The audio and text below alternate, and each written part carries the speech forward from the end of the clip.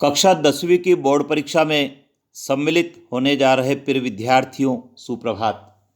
विद्यार्थियों, आपकी बोर्ड की परीक्षाएं प्रारंभ होने वाली है और उसके पहले आपको प्री बोर्ड की परीक्षा भी देना है। और विद्यार्थियों, इन दोनों परीक्षाओं की बेहतर तैयारी करना है।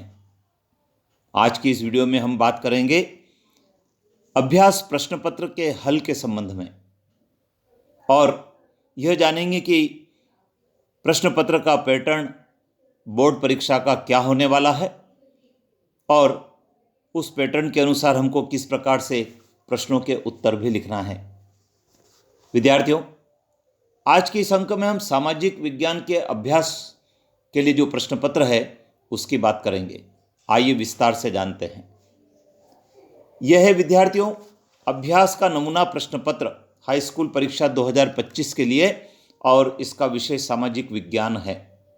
आप देख रहे हैं इस विषय में कुल 23 प्रश्न परीक्षा में आएंगे और उनका हल करने का समय 3 घंटे का होगा और अधिकतम मार्क्स 75 होंगे। विद्यार्थियों, पूर्णांक 75 का यह प्रश्न पत्र आपको 3 घंटे में हल करना होगा और 23 प्रश्न होंगे। तो आइए जान लेते हैं प्रश्न किस प्रकार के होंगे। विद्यार्थियों, प्रश्न क्रमांक 1 से 5 तक 30 वस्तुनिष्ठ प्रश्न होंगे और प्रत्येक प्रश्न 1 अंक का होगा। विद्यार्थियों, आपको याद होगा वस्तुनिष्ठ प्रश्न के भी प्रकार होते हैं। बहुविकल्प वाले होते हैं, एक शब्द में उत्तर वाले होते हैं, सत्य असत्य वाले होते हैं, खाली स्थान की पूर्ति वाले होते हैं और सही जोड़ी मिलान करने वाले होते हैं। तो ये सभी प्रकार के प्रश्न आपकी परीक्षा में आने वाले हैं। इसी प्रकार प्रश्न क्रमांक 6 से 23 तक प्रत्येक प्रश्न में आंतरिक विकल्प होगा, अर्थात एक प्रश्न के अथवा में एक प्रश्न होगा। प्रश्न क्रमांक 6 से 17 के जो प्रश्न हैं उनके लिए 2 अंक निर्धारित है और उनके उत्तर 30 शब्द में लिखना है। विद्यार्थियों, शब्द सीमा का ध्यान रखना भी बहुत जरूरी है। प्रश्न क्रमांक 18 से 20 के जो प्रश्न होंगे वे 3 अंक वाले होंगे और इनके उत्तर की शब्द सीमा 75 शब्द हैं। और प्रश्न क्रमांक 21-22 के जो प्रश्न हैं वे 4 अंक के होंगे और उनके उत्तर आपको 120 शब्द में लिखना है। और प्रश्न क्रमांक 23 जो होगा वह रेखा मानचित्र पर आधारित होगा। इसके लिए 4 अंक निर्धारित हैं। तो विद्यार्थियों, यह आपके प्रश्न पत्र का जो स्वरूप होने वाला है वो इस प्रकार का होगा।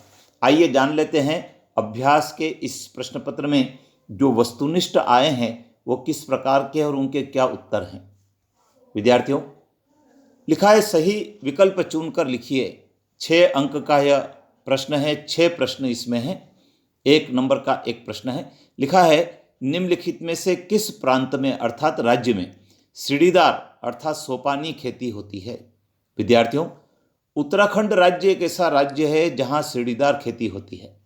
वैसे तो हिमाचल और कुछ पूर्वोत्तर राज्यों के क्षेत्रों में भी यह खेती होती है। इसे टेरेस फार्मिंग भी कहते हैं। इस खेती में सीढ़ियों के आकार के छोटे छोटे खेत बनाए जाते हैं जिससे कि मिट्टी का कटाव कम होता है और सीढ़ीदार खेती में अधिक पानी की जरूरत वाली फसलें उगाते हैं। काली मृदा किस राज्य में मुख्य रूप से पाई जाती है। विद्यार्थियों, मुख्य रूप से महाराष्ट्र में काली मृदा पाई जाती है और वैसे महाराष्ट्र के अलावा गुजरात और मध्य प्रदेश में भी काली मिट्टी पाई जाती है। विद्यार्थियों, काली मिट्टी को रेगर मिट्टी भी कहते हैं और इस मिट्टी में कपास, गेहूं, अलसी, ज्वार आदि की खेती की जाती है। भारत में प्रोजेक्ट टाइगर परियोजना कब प्रारंभ हुई। विद्यार्थियों, भारत में सन 1973 में प्रोजेक्ट टाइगर परियोजना प्रारंभ हुई है और उत्तराखंड में Jim Corbett tiger reserve Bharat का पहला टाइगर रिजर्व था। गांधी इरविन समझौता कब हुआ था। विद्यार्थियों, 5 मार्च 1931 में गांधी इरविन समझौता हुआ था और महात्मा गांधी और वायसराय लॉर्ड इरविन के बीच यह समझौता हुआ था। इसमें राजनीतिक कैदियों की रिहाई और नमक उत्पादन के संबंध में समझौता किया गया था। भारत में हिंदी के अलावा कितनी भाषाओं को संविधान की 8वीं अनुसूची में दर्ज किया गया है। विद्यार्थियों, हिंदी के अलावा 21 भाषाओं को संविधान की 8वीं अनुसूची में दर्ज किया गया है। भारत में सर्वाधिक साक्षरता वाला राज्य कौन सा है? विद्यार्थियों, सर्वाधिक साक्षरता वाला राज्य केरल है। यहाँ पर सन 2011 की जनगणना के अनुसार 94% साक्षरता पाई गई है। लेकिन विद्यार्थियों, आपको यह भी याद होना चाहिए कि सबसे कम साक्षरता वाला राज्य कौन सा है। तो विद्यार्थियों, सबसे कम साक्षरता वाला राज्य बिहार है, जहां पर 2011 की जनगणना के अनुसार 61.80% साक्षरता पाई गई थी। तो विद्यार्थियों, ये 6 वस्तुनिष्ठ थे जिसकी मैंने आपको विस्तार से चर्चा की है। आइए जान लेते हैं और क्या है प्रश्न इसमें। विद्यार्थियों, रिक्त स्थान की पूर्ति के प्रश्न भी आए हैं और इनकी संख्या भी 6 है। लिखा है, भारत की सबसे बड़ी कृत्रिम झील का क्या नाम है? विद्यार्थियों, भारत की सबसे बड़ी कृत्रिम झील गोविंद सागर झील है और यह हिमाचल प्रदेश के बिलासपुर जिले में स्थित है। गुरु गोविंद सिंह जी के नाम पर इस झील का नाम रखा गया है। कर्तन दहन प्रणाली को छत्तीसगढ़ में किस नाम से जाना जाता है? विद्यार्थियों, कर्तन दहन प्रणाली को छत्तीसगढ़ में दीपा कहते हैं और इसे झूम खेती भी कहते हैं। इस प्रणाली में जंगल के एक हिस्से को काट कर जला देते हैं और उसकी राख को मिट्टी में मिला दिया जाता है, जिससे मिट्टी और उपजाऊ होती है।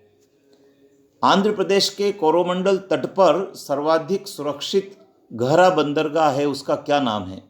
विद्यार्थियों, इस बंदरगाह का नाम कृष्णापट्टनम बंदरगाह है। यह आंध्र प्रदेश के नेल्लोर जिले में स्थित है। अफ्रीका में 1890 के दशक में कौन सी बीमारी बहुत तेजी से फैली थी? विद्यार्थियों, रिंडरपेस्ट नामक बीमारी, जो मवेशी महामारी के रूप में जानी गई, बहुत तीव्र गति से फैली थी और इससे जनजीवन भी प्रभावित हुआ था। इसका नाम था रिंडरपेस्ट। समान मजदूरी से संबंधित अधिनियम में कहा गया है कि समान कार्य के लिए समान मजदूरी दी जाएगी। इसी प्रकार से औसत आय को किस नाम से जाना जाता है? विद्यार्थियों, औसत आय को प्रति व्यक्ति आय भी कहा जाता है। और आपको यह याद होगा, किसी भी देश की कुल आय को उसकी कुल जनसंख्या से विभाजित कर दिया जाए तो औसत आय या प्रति व्यक्ति आय को ज्ञात किया जाता है। तो विद्यार्थियों, ये जो रिक्त स्थान की पूर्ति वाले प्रश्न थे जिसकी विस्तार से मैंने आपके साथ बात की है। अगले अंक में हम जो शेष आपके प्रश्न बच गए हैं, अर्थात एक शब्द में उत्तर देने वाले, जोड़ी मिलान करने वाले और सत्य असत्य वाले, उन प्रश्नों की बात करेंगे। तो आपने निश्चित रूप से इन प्रश्नों को समझ लिया होगा और आप बार बार सुनेंगे, कॉपी में नोट कर लें ताकि ये आपको याद भी हो जाए और परीक्षा में आने पर आप इन्हें सही भी कर सकें। अपने मित्रों को भी बताएं और चैनल पर बने रहें। सब्सक्राइब करना नहीं भूलें। जय हिंद।